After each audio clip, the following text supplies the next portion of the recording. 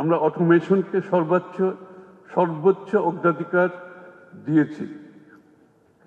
কোনো করদাতাকে বিশেষ প্রয়োজন ছাড়া কর্মকর্তাদের কাছে যাওয়ার সংস্কৃতি বন্ধ করতে হবে। সম্পূর্ণ কন্ট্যাক্ট ফ্রি, ফেসলেস রাজস্ব প্রশাসন হলো আমাদের লক্ষ্য।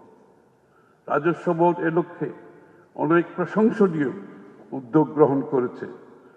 তারা e tax management system, e VAT system, ASICODA, national single window, customs bond management, non intrusive inspection বা প্রযুক্তি নির্ভর স্ক্যানিং পদ্ধতির মতো অনেকগুলো ব্যবসা বান্ধব কাজ করেছে।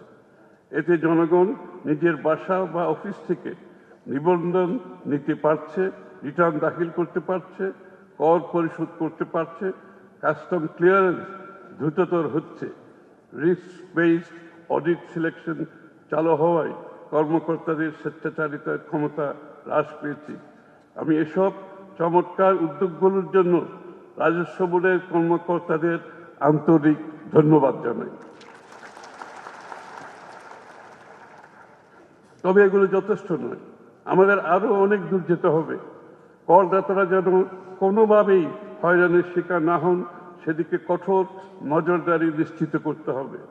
কর পরিহারের ক্ষেত্রগুলো বন্ধ করার কার্যকর উদ্যোগ গ্রহণ করতে হবে। একটি ক্যাশলেস ট্রানজ্যাকশন সিস্টেম এবং credible and authentic financial reporting system প্রতিষ্ঠা করতে হবে। পূর্ণাঙ্গ অটোমেশন ছাড়া এসব করা সম্ভব হবে না। সম্প্রসারণ, কর জাল সম্প্রসারণ। আমরা আমাদের কর ভিত্তি প্রশস্ত করতে প্রতিশ্রুতিবদ্ধ। সাম্প্রতিককালে মাঠ পর্যায়ে আয়কর, ভ্যাট, কাস্টমসের বেশ কিছু সম্প্রসারণ হয়েছে। এসব সম্প্রসারণকে ব্যবহার করে আমাদের নতুন করদাতা চিহ্নিত করতে হবে। এর পাশাপাশি নিয়মিত করদাতাগণও যেন সঠিক কর দিতে পারেন সেই পরিবেশ নিশ্চিত করতে হবে। আমি এখন ব্যবসায়ী সম্প্রদায়ের প্রতি বিশেষভাবে বলতে চাই, আপনারা দেশের অর্থনীতির চালিকা শক্তি। আপনাদের বিনিয়োগ ও কর্মসংস্থান সৃষ্টি ছাড়া দেশের উন্নয়ন সম্ভব নয়। আমি প্রতিশ্রুতি দিচ্ছি যে সরকার সবসময় আপনাদের পাশেই থাকবে। তবে আমি আশা করব আপনারা সরকারের এই রাজস্ব লক্ষ্য অর্জনে সহযোগিতা করবেন। এটা কর্মকর্তাদের একার দায়িত্ব না, এটা ব্যবসায়ীদের দায়িত্ব আছে এখানে।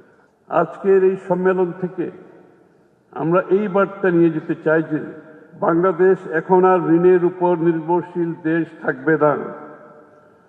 এটি এখন তার নিজস্ব অর্থায়নে উন্নয়নের পথে এগিয়ে যাচ্ছে ইনশাআল্লাহ। আমাদের 6,04 কোটি টাকার রাজস্ব আদায় লক্ষ্যমাত্রা অর্জন করা এই মুহূর্তে সবচেয়ে গুরুত্বপূর্ণ। এই লক্ষ্য অর্জনের মধ্য দিয়ে আমরা মাননীয় প্রধানমন্ত্রীর ঘোষিত উন্নত ও সমৃদ্ধ বাংলাদেশ গড়ে তুলতে পারবো ইনশাআল্লাহ।